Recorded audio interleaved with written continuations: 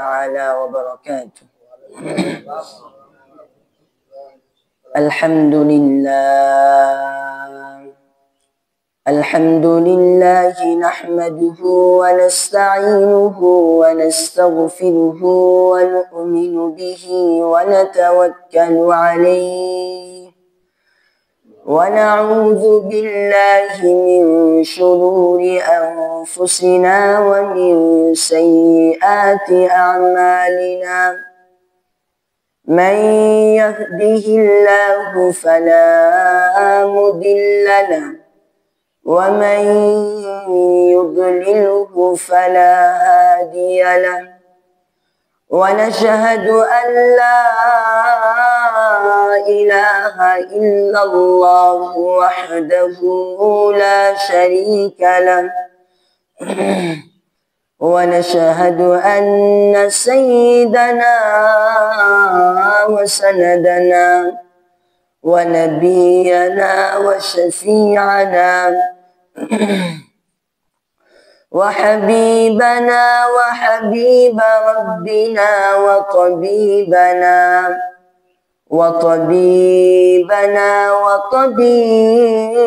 قلوبنا ومولانا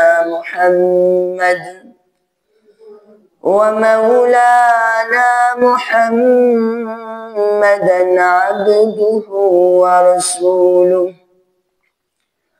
أما بعد فقد قال الله تبارك وتعالى في كلامه المجيد وفرقانه الحميد.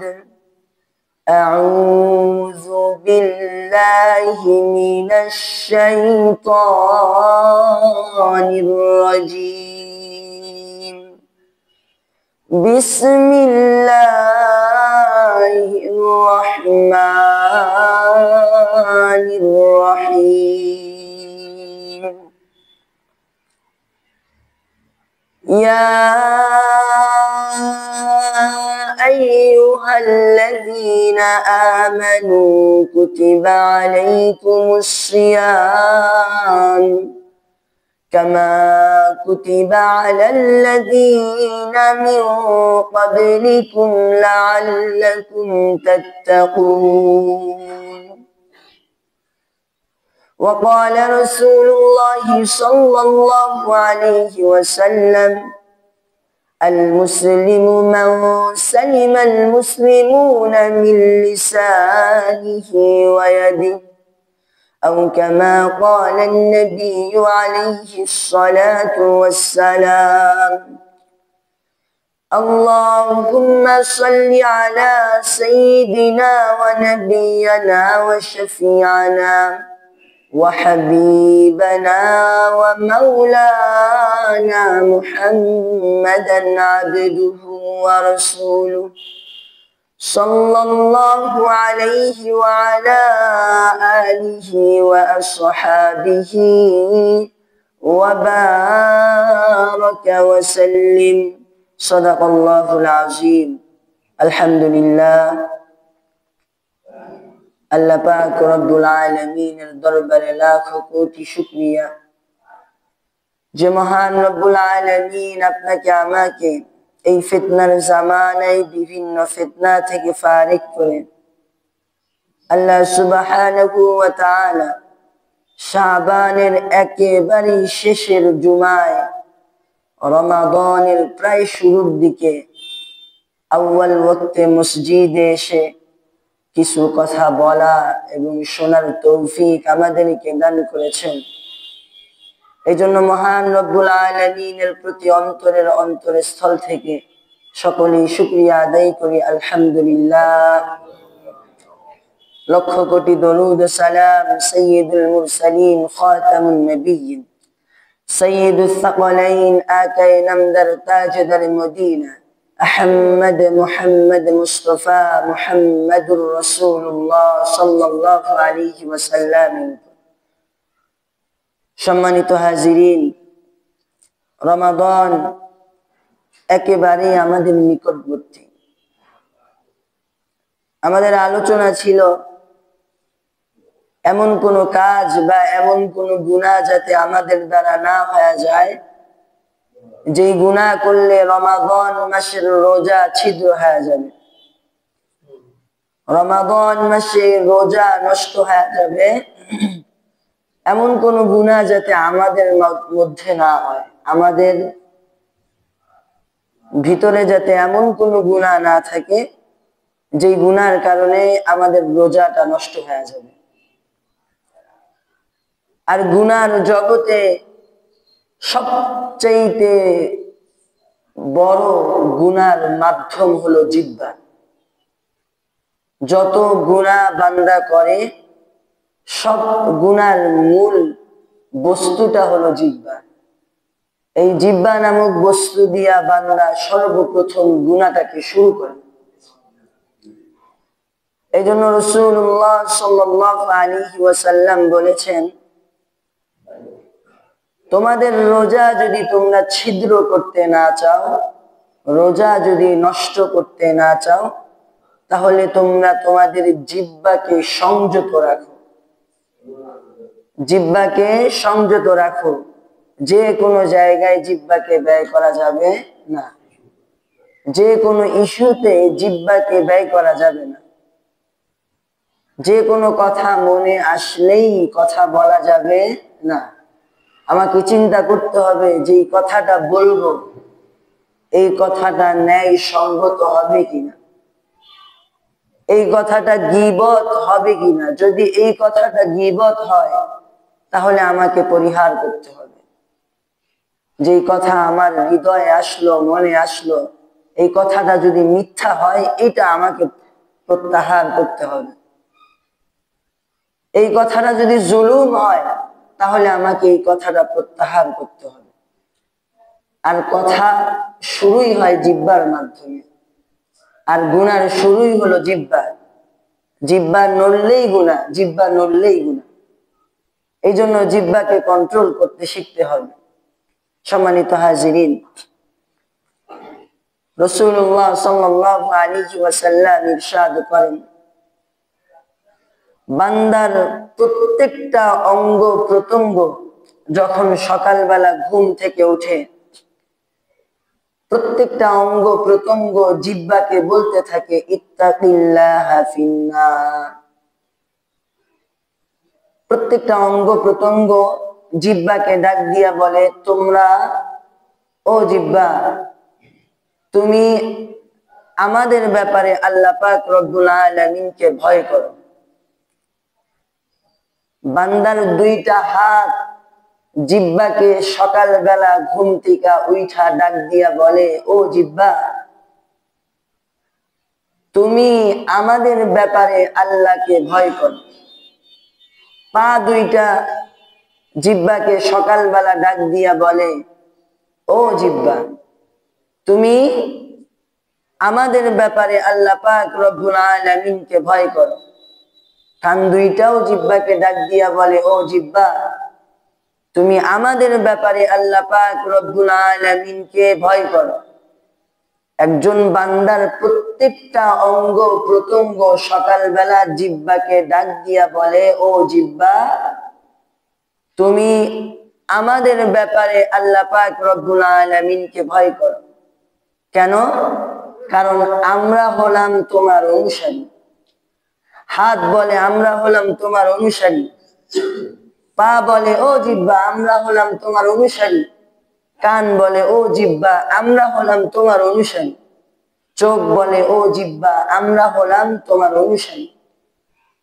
তুমি আমাদের লিডার, অতএব তুমি যেই পথে চলবা আমরাও সেই পথে চলব। তুমি যেই পথ থেকে বিরত থাকবা আমরাও সেই পথ থেকে বিরত থাকব। একটা মানুষ যখন হারাম কাজ করতে যায় সর্বপ্রথম মুখে কিন্তু বলে যে আমি অমুক জায়গায় যাব হারাম কাজের সাথে লিপ্ত হইতে। এরপরে আস্তে আস্তে পা সেই দিকে যায়, এরপরে আস্তে আস্তে দুই চোখ সেই হারাম বস্তুটাকে দেখে, এরপরে আস্তে আস্তে বান্দা দুই হাত দিয়ে ওই হারাম কাজটাকে করে। এই জন্য জিহ্বাকে প্রত্যেকটা অঙ্গ প্রত্যঙ্গই বলতে থাকে, তোমরা ও জিহ্বা তুমি আমাদের ব্যাপারে আল্লাহ পাক রব্বুল আলামিনকে ভয় করো। তুমি যদি সোজা থাকো আমরাও সোজা, আর তুমি যদি বাঁকা হয়ে যাও আমরা বাঁকা হয়ে যাব। সম্মানিত হাজিরিন, এর আগে ওই হাদিস আমরা শুনেছি, রাসূলুল্লাহ সাল্লাল্লাহু আলাইহি ওয়াসাল্লাম ইরশাদ করেন, ও আমার উম্মত, তোমরা দুইটা জিনিসের ব্যাপারে আমি নবীকে গ্যারান্টি দিয়ে দাও, আমি রাসূলুল্লাহ সাল্লাল্লাহু আলাইহি ওয়াসাল্লাম তোমাদেরকে ওয়াদা করলাম আমি তোমাদেরকে জান্নাতে ঢোকার ব্যবস্থা করে দেব। বলেন সুবহানাল্লাহ। দুইটা জিনিসের ব্যাপারে গ্যারান্টি দাও। এক হলো তোমার জিহ্বাকে তুমি সমস্ত গুনাহ থেকে পরিত্যাগ রাখবা, তোমার জিহ্বাকে সমস্ত গুনাহ থেকে সংযত রাখবা, এই ব্যাপারে আমাকে গ্যারান্টি দিয়ে দাও। দ্বিতীয়ত তোমার লজ্জা স্থানকে সমস্ত গুনাহ থেকে তুমি হেফাজত রাখবা, এই ব্যাপারে তুমি আমাকে গ্যারান্টি দিয়ে দাও। নবীজি বলেন, কোন উম্মত, কোন আল্লাহর বান্দা যদি এই দুই ব্যাপারে আমি রাসূলুল্লাহ সাল্লাল্লাহু আলাইহি ওয়াসাল্লামকে গ্যারান্টি দিয়ে দিল, আমিও তার জন্য জান্নাতের গ্যারান্টি দিয়ে দিলাম। এই জন্য সমস্ত গুনার মূল হলো এই জিহ্বা, আর জাহান্নামে যাওয়ার মূল হলো এই জিহ্বা। জান্নাত থেকে, জাহান্নাম থেকে বেঁচে জান্নাতে ঢোকার জন্য মূল হলো জিহ্বা।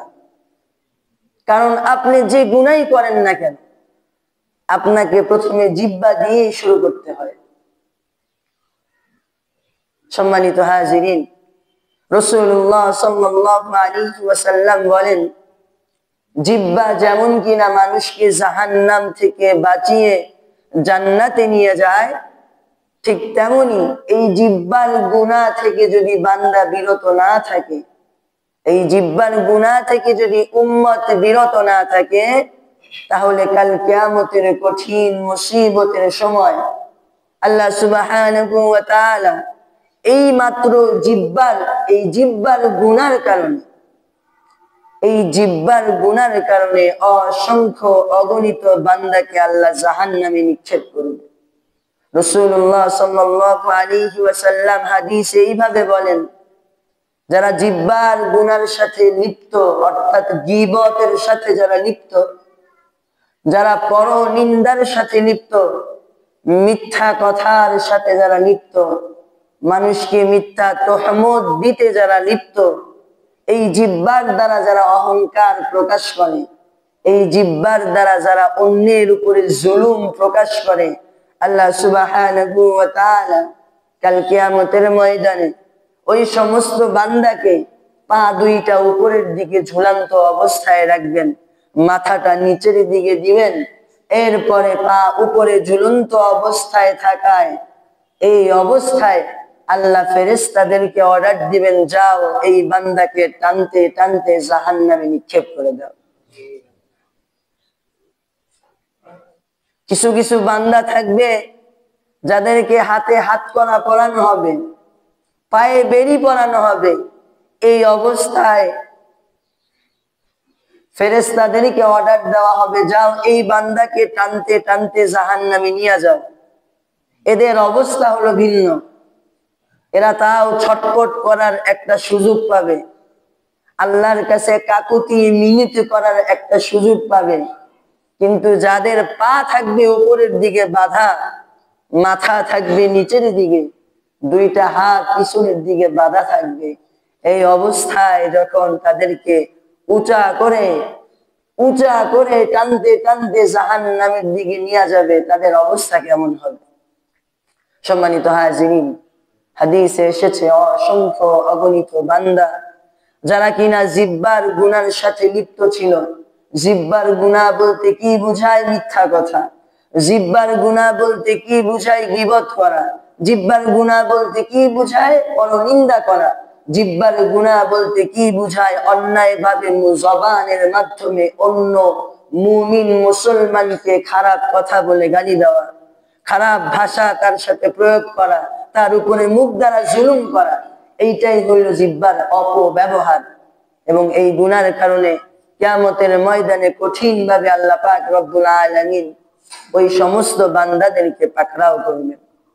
সম্মানিত হাজিরিন, এই জন্য মাহে রমাদান সামনে আসতেছে, গুনাহ থেকে আমাদেরকে বিরত থাকতে হবে, গুনাহ থেকে আমাদেরকে বিরত থাকতে হবে, গুনাহ থেকে আমাদেরকে বিরত থাকতে হবে।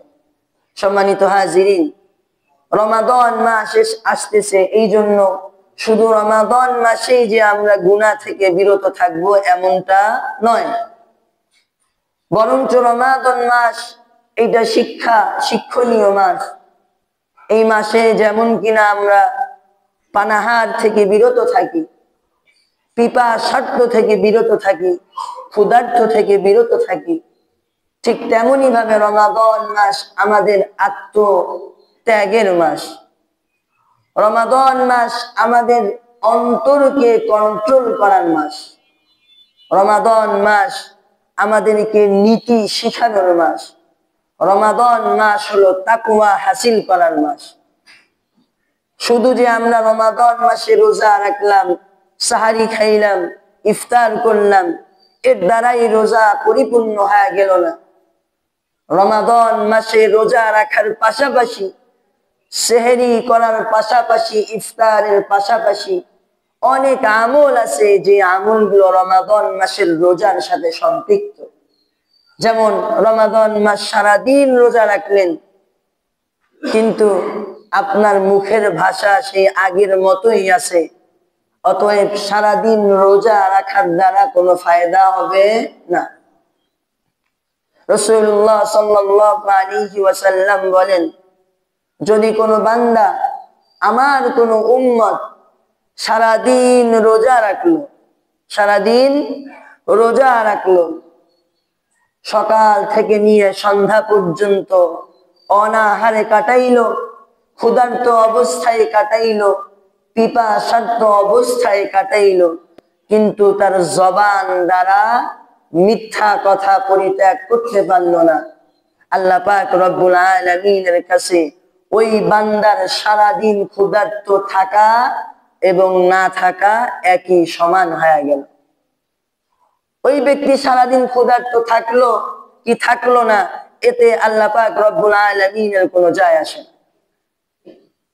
এই জন্য রোজা রাখলেই হবে না, আমাকে প্রত্যেকটা বিষয়ের উপরে খেয়াল রাখতে হবে, যাতে আমার হাত দ্বারা কোনো গুনাহ না হয়ে যায়, জবান দ্বারা যাতে কোনো গুনাহ না হয়ে যায়, পা দ্বারা যাতে কোনো গুনাহ না হয়ে যায়, আমার আচার আচরণে কোনো আল্লাহর বান্দা যাতে কষ্ট না পাওয়া যায়। যদি রোজা রাখলেন, আপনার দ্বারা মানুষ কষ্ট পাইল, এই রোজার কোনো মূল্য থাকবে না। রোজা রাখলেন, আপনার হাত পা অঙ্গ প্রত্যঙ্গ দ্বারা কোনো গুনাহ হয়ে গেল, এই রোজার কোনো মূল্য থাকবে না। রোজা ঠিকই রাখলেন, কিন্তু 5 ওয়াক্ত নামাজের 1 ওয়াক্ত নামাজ আপনি ছেড়ে দিলেন, এই রোজার দ্বারা কোনো মূল্য থাকবে না, এই রোজা রাখার কোনো মূল্য থাকবে না। সম্মানিত হাজিরিন, এই জন্য রোজা শুধুমাত্র আমাদেরকে ক্ষুধার্ত থাকার নামই রোজা না, পিপাসার্ত থাকার নাম রোজা না, সমস্ত গুনাহ থেকে পরিত্যাগ থাকার নাম রোজা। ক্ষুধার্ত থাকার নাম যদি রোজা হয়, পিপাসার্ত থাকার নাম যদি রোজা হয়, তাহলে এইটাও আপনার জেহেনে ঢুকায় নেন, সমস্ত গুনাহ থেকে পরিত্যাগ হওয়া, তাকওয়া হাসিল করার নামও হলো রোজা। কারণ আল্লাহ সুবহানাহু ওয়া তাআলা সূরাতুল বাকারার ভিতরে ইরশাদ করেন, ইয়া আইয়ুহাল্লাযীনা আমানু কুতিবা আলাইকুমুশ সিয়ামু কামা কুতিবা আলাল্লাযীনা মিন ক্বাবলিকুম লাআল্লাকুম তাত্তাকুন। আল্লাহ পাক রব্বুল আলামিন বলেন, ইয়া আইয়ুহাল্লাযীনা আমানু, হে ঈমানদারগণ, কুতিবা আলাইকুমুস সিয়াম, তোমাদের উপরে রমাদানের রোজাকে ফরজ করা হয়েছে, কামা কুতিবা আলাল্লাযীনা মিন ক্বাবলিকুম, যেমন কিনা তোমাদের পূর্ববর্তী বংশধরের উপর, যেমন কিনা তোমাদের পূর্ববর্তী উম্মতের উপর, যেমন কিনা তোমাদের পূর্ববর্তী নবীদের উপরে আমি আল্লাহ রোজা ফরজ করেছিলাম, ঠিক তেমনি ভাবে তোমাদের উপরে রমাদানের রোজাকে ফরজ করা হয়েছে, যাতে করে লাআল্লাকুম তাত্তাকুন, তোমরা পরিপূর্ণভাবে তাকওয়া হাসিল করতে পারো, যাতে পরিপূর্ণভাবে তোমরা তাকওয়া হাসিল করতে পারো। তাকওয়ার সর্বমূল ব্যাখ্যা হলো সমস্ত গুনাহ থেকে ফারেক হয়ে একমাত্র আল্লাহ পাক রব্বুল আলামিনকে নিজেকে সঁপে দেওয়ার নাম হলো তাকওয়া। সমস্ত গুনাহ থেকে ফারেক যে ব্যক্তি হইল, সে ব্যক্তি তো এমনিই হয় নাই, আল্লাহ পাক রব্বুল আলামিনকে ভয় পাওয়ার মাধ্যমেই গুনাহ পরিত্যাগ করেছে। আল্লাহকে ভয় না করলে তো গুনাহকে পরিত্যাগ করতে পারতো না। সমস্ত গুনাহ থেকে পরিত্যাগ হওয়া, নিজেকে আল্লাহ পাক রব্বুল আলামিনের দিকে সঁপে দেওয়ার নামই হলো তাকওয়া। এই জন্য রমাদান মাস রোজা রাখার পাশাপাশি আমাদেরকে খেয়াল করতে হবে, যে কোনো মাধ্যমে হোক না কেন, যাতে আমাদের মাঝে বা আমাদের মাধ্যমে কোনো গুনাহ যাতে সমাজে না হয়ে যায়, আমার মাধ্যমে যাতে কোনো ব্যক্তি কষ্ট না পাওয়া যায়।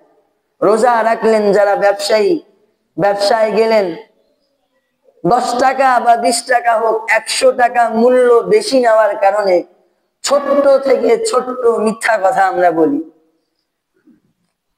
ভাই আমার এই জিনিসটা এত টাকা কেনা দাম, আপনি আমার পরিচিত মানুষ, অমুকের কাছে এত বিক্রি করছে কিন্তু আপনার কাছে তার চাইতে কম বিক্রি করলাম। তার কথা সবই ঠিক আছে, অমুকের কাছে কম বিক্রি করছে, বেশি বিক্রি করছে, আপনার কাছে কম বিক্রি করলো, কিন্তু কিনছে হলো 10 টাকা দিয়া, বলছে আমি কিনছি 11 টাকা। ব্যবধান কত? মাত্র 1 টাকা। এর দ্বারা আপনার রোজাটা হালকা হয়ে গেল, আপনার আমল নামায় একটা গুনাহ যুক্ত হয়ে গেল। সম্মানিত হাজিরিন, একটা হাদিস আমাদের সমাজে খুব বেশি প্রচলিত। কেমন হাদিস? রাসূলুল্লাহ সাল্লাল্লাহু আলাইহি ওয়াসাল্লাম বলেন, 70,000 আলেম দ্বারা সর্বপ্রথম জাহান্নামকে উদ্বোধন করা হবে। শুনছেন কি শুনেন নাই? শুনছি, আমরা অনেকেই শুনছি। এই হাদিস পরিপূর্ণ এতটুকু হাদিস না, এই হাদিসে 3 শ্রেণীর কথা বলা হয়েছে। শুধু যে 70,000 আলেম দ্বারা প্রথমেই জাহান্নাম উদ্বোধন করানো হবে এমনটা না, এই হাদিসের ভিতরে এমনও আছে, যেই ব্যক্তি ব্যবসার ভিতরে মানুষের সাথে 2 নাম্বারই করবে, এমন ব্যক্তিকেও 70,000-এর ভিতরে গোনা হবে। অর্থাৎ ওই রকম ব্যক্তি দিয়াও সর্বপ্রথম জাহান্নামকে উদ্বোধন করা হবে। অতএব আমরা যারা ব্যবসায়ী আছি, তাকওয়া এই মাস থেকে অর্জন করে নেই। আমার বলার দরকার নাই আমি কয় কোটি টাকা বা কয় টাকা দিয়া আমি আমার পণ্য ক্রয় করেছি। আমার বিক্রি করার কাজ আমি বিক্রি করব। এমন কোন কথা বা এমন কোন কথা যাতে আমার জবান দ্বারা বের না হয়ে যায়, যেই কথার দ্বারা আমার ব্যবসার এই টাকাটা আমার জন্য হারাম হয়ে যাবে, এই দিকে আমাদের লক্ষ্য রাখা। আমরা যারা সমাজে চলাফেরা করব, আমরা যারা প্রতিবেশীদের সাথে চলাফেরা করব, সম্মানিত হাজিরিন, ঘটনা অনেক লম্বা, বললে অনেক কিছু বলা দরকার। সামান্য আরেকটু বলি, রমাদান মাস যখন চলে আসবে, মাহে রমাদান যখন চলে আসবে, আমাদের আশেপাশে অনেক প্রতিবেশী আছে না নাই? গরিব আছে, অসহায় এমন প্রতিবেশী আমাদের আশেপাশে আছে। এই জন্য সর্বোচ্চ চেষ্টা করা প্রতিবেশীদের সাথে ইফতারি করা, তাদেরকে ইফতারের দাওয়াত দেওয়া, এইটার চেষ্টা করা। সম্মানিত হাজিরিন, আমরা প্রতিবেশীদের হক বলতে বুঝি কি জানেন? একটা মানুষ ইন্তেকাল করলে তাকে 3 দিনের দাওয়াত দেওয়াটা হলো প্রতিবেশীর হক। এইটা আমাদের সমাজে প্রচলিত। একটা মানুষ মারা গেলে 40 দিনের দিন প্রতিবেশী সবাইকে দাওয়াত দেওয়া হক, এইটা আমরা মনে করি। কিন্তু রাসূলুল্লাহ সাল্লাল্লাহু আলাইহি ওয়াসাল্লাম এইভাবে আমাদেরকে বলেন নাই যেইভাবে আমরা মনে করি। সম্মানিত হাজিরিন, রমাদান আসতেছে, প্রতিবেশীর হক কেমন জানেন? প্রতিবেশীর হক বুঝাইতে গেলে একটা হাদিস আপনাদের সামনে পেশ করি। রাসূলুল্লাহ সাল্লাল্লাহু আলাইহি ওয়াসাল্লাম বলেন, তুমি যদি বাসায় বিল্ডিং করতে চাও, ইমারত বানাইতে চাও, বড় প্রাসাদ নির্মাণ করতে চাও, তোমার পাশের বাসার প্রতিবেশীর বাতাসটা যদি আটকে যায়, সে যদি মনক্ষুণ্ণ হয়, তাহলে ওই প্রতিবেশীর মনটাকে রক্ষা করতে হলেও ওই নির্মাণ কাজ তুমি বন্ধ করে দাও, ওই প্রাসাদ নির্মাণ তুমি বন্ধ করে দাও, ওই ইমারত নির্মাণ তুমি বন্ধ করে দাও। ওই ইমারতের কারণে যদি পশ্চিমা হাওয়া বা উত্তরের বাতাস বা দক্ষিণের বাতাস বা পূর্বের বাতাস তার বাসায় প্রবেশ না করতে পারে, এর দ্বারা তুমি প্রতিবেশীর হক নষ্টকারী সাব্যস্ত হয়ে যাবে। এই কারণেই তুমি প্রতিবেশীর হক নষ্ট করা এই ব্যাপারে সাব্যস্ত হয়ে যাবে। রাসূলুল্লাহ সাল্লাল্লাহু আলাইহি ওয়াসাল্লাম বলেন, তোমার পাশে প্রতিবেশী, তুমি রাস্তা দিয়া যাইতেছো, প্রতিবেশীর বাসার সামনে দিয়া যদি ভালো কোনো কিছু ক্রয় করো, যেইটাই নাও না কেন, তোমার পাশের বাসার প্রতিবেশী যদি অসহায় হয়ে থাকে আর তুমি রাস্তা দিয়া যাইতেছো ফল নিয়া, প্রতিবেশীর কেউ যদি ওই ফলটা দেখে, তাহলে শীঘ্রই ওই বাসায় ওই ফলটা তুমি পাঠায়া দাও। এটা হলো তোমার জন্য প্রতিবেশীর ব্যাপারে হক। আপনি বাসায় আপেল নিয়ে যাইতেছেন, প্রতিবেশীকে দেখাইতে দেখাইতে যাইতেছেন, মাসালা হলো, উচিত হলো, যদি হকের ব্যাপারে চিন্তা করেন, ওই আপেল থেকে একটা আপেল প্রতিবেশীকে দেওয়া আপনার জন্য ফরজ হয়ে গেছে। তাহলে কি করা উচিত? রাসূলুল্লাহ সাল্লাল্লাহু আলাইহি ওয়াসাল্লাম এই হাদিসে বলেছেন, যদি দিতে নাই পারো, তাহলে ওইটা এমন ভাবে নিয়ে যাও যাতে প্রতিবেশী না দেখে। প্রতিবেশীর হক ব্যাপারে জানলেন? হাদিসে এমনও আছে, বাসায় ভালো খাবার রান্না করতেছো, তোমার পাশের প্রতিবেশী অসহায়, অত ভালো খাবার রান্না করার তার সুযোগ নাই, তাহলে এমন ভাবে রান্না করো যাতে ওই ঘ্রাণ আপনার প্রতিবেশীর বাসা পর্যন্ত না পৌঁছায়। ওই ঘ্রাণ যাতে প্রতিবেশীর বাসা পর্যন্ত না পৌঁছায়। প্রতিবেশীর বাসায় যদি ঘ্রাণ পৌঁছায়, তাহলে আপনার দায়িত্ব হলো, কর্তব্য হলো, তাকেও ওই তরকারির কাছে শামিল করা, ওই তরকারিটা তাকে দেওয়া। এটা হলো আপনার হক। আর আমরা মনে করি যে সমাজে কোনো অনুষ্ঠান হইলে প্রতিবেশীকে দাওয়াত দেওয়া হক। একটা মানুষ ইন্তেকাল করলে 40 দিনের মাথায় প্রতিবেশীকে দাওয়াত দেওয়া হক। একটা মানুষ ইন্তেকাল করলে 3 দিনের মাথায় প্রতিবেশীকে দাওয়াত দেওয়া হক। এটা পরিপূর্ণ আমাদের ভিতরে একটা মিথ্যা প্রথা চালু হয়ে গেছে। সম্মানিত হাজিরিন, কথায় কথা আসে, সব বিষয়ে একটা জিনিস মাথায় রাখবেন, সব বিষয়ে বাপ দাদার দোহাই কখনো দিবেন না। সব বিষয়ে বাপ দাদার দোহাই কখনো দিবেন না। কোন আমল যদি সামনে চইলা আসে, এটা বলবেন না যে আমার বাবারা করেছে, দাদারা করেছে, অমুক করেছে, তমুক করেছে, এটা বলবেন না। সব আমল এইভাবে বাপ দাদা দিয়া জাস্টিফাই করা যায় না। সব আমল যদি আপনি ওইভাবে জাস্টিফাই করতে চান, তাহলে আমাদের বাপ দাদারাও তো প্রতিবেশীদের প্রতি সহানুভূতিশীল ছিল, আপনি কেন নাই? আপনার আমার মতো তো এমন ছিল না। গল্প যদি শোনা যায়, বাপ দাদারা প্রতিবেশীদের প্রতি সহানুভূতি ছিল, আপনি খোঁজ নিয়ে দেখেন, তাদের মিল মিশ খুব ভালো ছিল। আজকে প্রতিবেশীর হক কিভাবে আদায় করি? রাস্তা ব্লক করে দিয়া প্রতিবেশীর হক আদায় করি, তুই এই রাস্তা দিয়ে চলতে পারবি না। কি কথা বলেন না কেন? আছে না নাই আমাদের সমাজে? এমন আছে। রাস্তা ব্লক করে দেই, এটা আমার জমি, এই জমি দিয়া তুমি চলতে পারবা না। আহা, জমিতে আটকায় দিল প্রতিবেশী, এই রাস্তা দিয়ে তুমি চলতে পারবা না। আল্লাহু আকবার। আল্লাহ পাক রব্বুল আলামিন আমাদের সকলকে বুঝার তৌফিক দান করুক, সকলে বলে আমিন। রমাদান মাসে সমস্ত গুনাহ থেকে বিরত থেকে আল্লাহ পাক রব্বুল আলামিনের পরিপূর্ণ তাকওয়া হাসিল করার তৌফিক দান করুক, সকলে বলি আমিন। রমাদান মাসে আমাদের আশেপাশে সমস্ত প্রতিবেশীর হক যথাসাধ্য আদায় করার তৌফিক দান করুক, সকলে বলি আমিন। ওয়া আখিরু দাওয়ানা আনিল হামদুলিল্লাহি রাব্বিল আলামিন। যারা সুন্নাহ পড়ি নাই কবলার জুমা 4 রাকাত সুন্নাহ